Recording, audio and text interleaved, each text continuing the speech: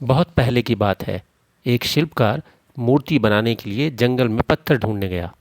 वहाँ उसको एक बहुत ही अच्छा पत्थर मिल गया, जिसको देखकर वह बहुत खुश हुआ और कहा, यह मूर्ति बनाने के लिए तो बहुत ही सही है।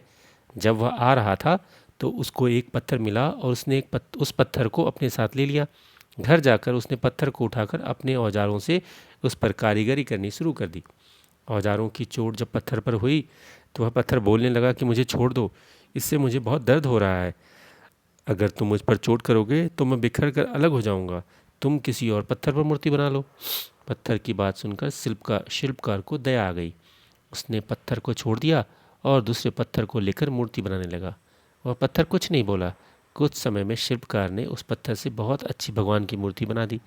गांव के लोग मूर्ति बनने के बाद उसको लेने आए। उनने सोचा कि हमें नारियल फोड़ने के लिए एक और पत्थर की ज़रूरत होगी। उन्होंने वहाँ रखे पहले पत्थर को भी अपने साथ ले लिया।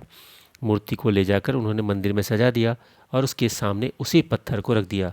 अब जब भी कोई व्यक्ति मंदिर में दर्शन करने आता तो मूर्ति को फूलों की पूजा करता और दूध से स्नान कराता, उस पत्थर पर नारियल फोड़ता था।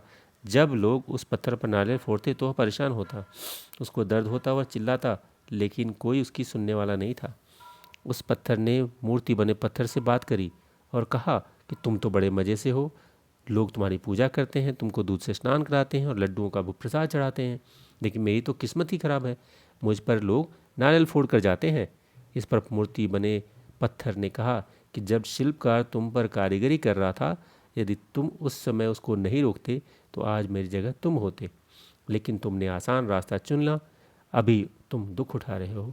उस पत्थर को मूर्ति बने पत्थर की बात समझ आ गई थी। उसने कहा कि अब से मैं कभी भी कोई शिकायत नहीं करूँगा।